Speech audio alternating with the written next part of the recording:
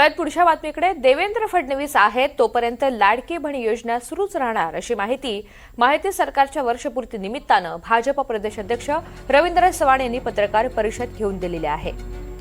या संदर्भातली महत्त्वाची माहिती त्यांनी दिली. आज पत्रकार परिषद झालेली आहे आणि तेव्हा बोलत असताना त्यांनी हे विधान केलं. लाडकी बहीणमुळे पैसा मोठा आर्थिक हे झालाय, कर्ज घेण्याची पायरी या संस्थांना प्रकल्प मोठ्या प्रमाणात राबवले गेले, कसं नियोजन होणार आहे? एक गोष्ट लक्षात काय घेतली पाहिजे, मी जसं म्हटलं तुम्हाला की देशाचे पंतप्रधान नरेंद्र मोदीजी यांच्या नेतृत्वामध्ये आणि महाराष्ट्रामध्ये आदरणीय देवेंद्रजींच्या नेतृत्वातलं महायुतीचं सरकार आहे. केंद्रातलं सरकार ठामपणे पूर्णच्या पूर्ण ताकदीने ज्यावेळेला महाराष्ट्रातील सरकारच्या पाठीशी उभं राहत आहे.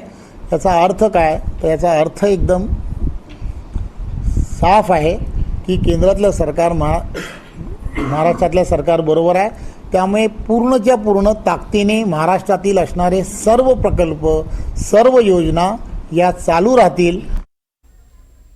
महाराष्ट्राला येणाऱ्या 2029 पर्यंत आपल्याला अधिक गतिमान करणं हे अत्यंत गरजेचं आहे आणि त्यामुळे त्यांनी जे योजलं आहे की महाराष्ट्राला प्रत्येक क्षेत्रामध्ये आपल्याला एक नंबर करायचा आहे आणि त्यासाठी ते सातत्याने दिवसाचा रात्र करतायत. 24 तासांपैकी 18 तास जवळजवळ ते महाराष्ट्रातील जनतेसाठी देण्याचा सातत्याने प्रयत्न करतायत.